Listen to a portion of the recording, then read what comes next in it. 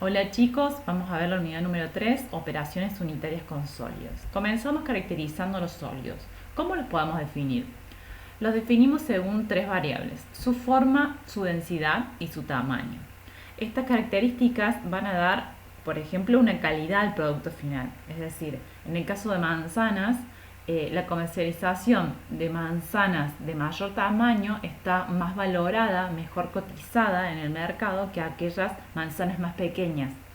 Del mismo modo, definir estas características ayuda a definir luego las operaciones unitarias en las cuales van a estar sometidos estos sólidos. Por ejemplo, definir el transporte de sólido, si por ejemplo va a ir a ser cortado o triturado. Estas son variables realmente importantes para definir el equipo. La forma, para poder definir la forma, se realiza una ecuación en la cual se compara dicha forma de la partícula con una esfera perfecta. Para ello se utiliza esta ecuación, la cual involucra el diámetro de la partícula, la superficie y el volumen, y la relaciona con dicha característica respecto de una esfera. Si este valor de esfericidad es 1, significa que esa partícula es una esfera perfecta. Esto es un caso hipotético, pero a partir de ahí se puede definir que menor a 1, mientras más esté cercano a 0, más se aleja de la forma de esa esfera. Vamos a ver algunos ejemplos. Material triturado, que puede provenir de un quebrantador o algún molino, tiene esfericidades de 0,6 a 0,8.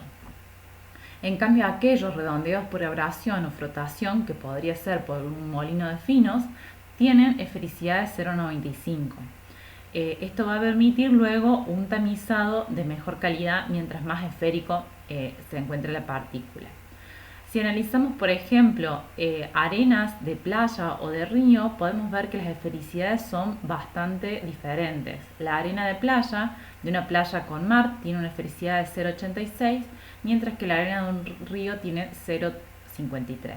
Esto se debe principalmente al tipo de erosión hidráulica que existe. Por ejemplo, en el caso de las olas tienen un golpe constante y envolvente, y en el caso de un río los golpes son distintos, incluso puede ser un río calmo o un río turbulento, eso va a variar bastante. Y la principal característica que define esta esfericidad es el material del cual proviene la arena. En el caso de la arena de playa, proviene de compuestos con calcio, los cuales son más quebradizos y permiten generar un tamaño de partícula menor y más redondeado. En cambio, en la arena de río, las rocas tienen un origen normalmente de sílice, la cual tiene otra dureza y genera rocas más escarpadas, ¿sí? Con más puntas, más ángulos, lo cual lo aleja de esa esfericidad. Podríamos clasificar las formas en nodular, que son aquellas con cierto volumen pero amorfas; esféricas, las que vimos recién; cúbicas o prismáticas. Este tipo de formas proviene de generación de cristales, en donde la estructura cristalina es la que le va generando la forma; acicular, similar a agujas; y lamelar, en donde es una superficie plana, se ve como una superficie plana, de forma amorfa también. Bien, vamos a ver densidad, la otra característica. Recién veíamos forma. La otra que define cómo se pueden caracterizar los sólidos es la densidad de los mismos. Resulta ser muy característica y muy distinta entre sólidos entre sí.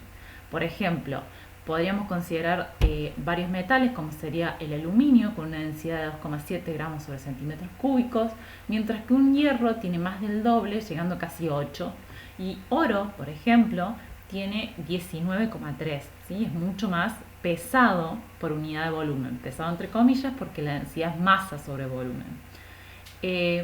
Las partículas que provengan de un sólido homogéneo van a poseer la misma densidad que el material original, mientras que si el sólido es compuesto, las partículas pueden tener distinta densidad.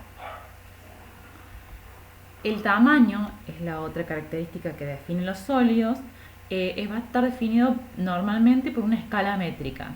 Tamaños de gran magnitud vamos a hablar de decámetros, que esto es un poco más extraño en la industria, sin embargo, normalmente las definimos en función de tamaños menores a las partículas, ¿sí? Milímetros, micrómetros, para indicar el tamaño de las mismas. Acá tenemos una escala, una recta, la cual está representada de manera logarítmica. Esto es de vital importancia porque el logaritmo es lo que nos permite graficar en una misma recta un protón y la distancia de la Vía Láctea, por ejemplo, ¿sí? Si esto fuera de manera lineal, la diferencia sería, necesitaríamos una recta numérica mucho más compleja, más larga. Y esto es muy importante que ustedes cuando vean un gráfico analicen en primera instancia los ejes y después, o sea, qué se está graficando. En este caso se está graficando distancia, longitud, y lo otro importante es ver la escala, ¿sí? En este caso es logarítmica, varía en cantidad de ceros. Podemos ver, por ejemplo, el tamaño del virus, del coronavirus actualmente, que es de 80 a 220 nanómetros, estaría ubicado aquí. Un neutrón estaría ubicado aquí en 10 a la menos 13 aproximadamente, 10 a la menos 14.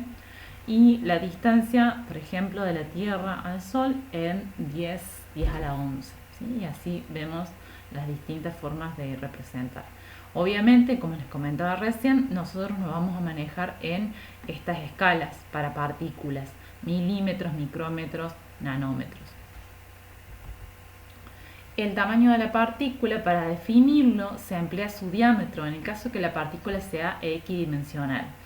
Si la partícula no es equidimensional, es decir, no tiene las mismas dimensiones en todos sus lados, o dimensiones al menos similares, es decir, si se aleja mucho de la esfericidad, ¿no? Y acá empezamos a relacionar conceptos, entonces se caracteriza por la segunda dimensión de mayor longitud.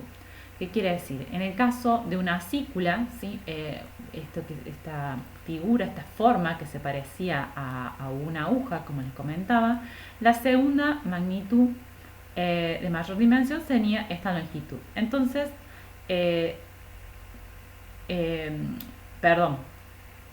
la segunda de mayor dimensión sería el espesor.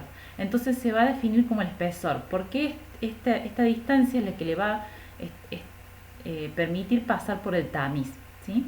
Entonces la longitud en este caso sería la dimensión más grande y el espesor la más chica. La que le sigue entonces, que es el espesor, es aquella que define el tamaño de la partícula. Utilizamos distintas unidades en función del tamaño de las mismas. Podríamos hacer una característica muy burda, es decir, partículas gruesas, finas, muy finas y ultrafinas. Si hablamos de partículas gruesas, hablamos de pulgadas o milímetros, ¿sí? Podríamos estar hablando de garbanzos, por ejemplo.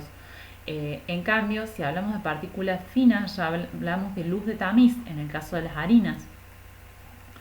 Y luego tenemos las extremadamente finas, micrómetros o nanómetros, y partículas ultrafinas en las cuales se define por área superficial por unidad de masa.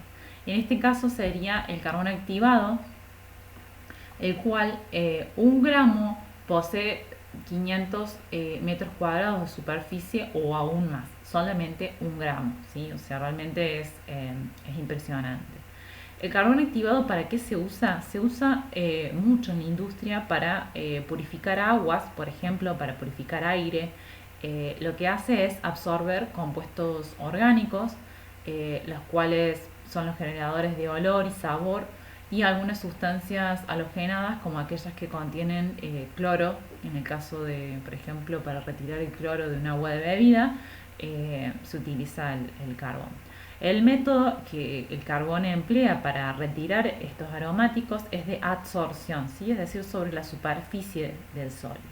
Bueno, acá terminamos esta primera parte, introducción de caracterización de sólidos, y posteriormente vamos a ver trituración, molienda, tamizado y transporte de sólidos.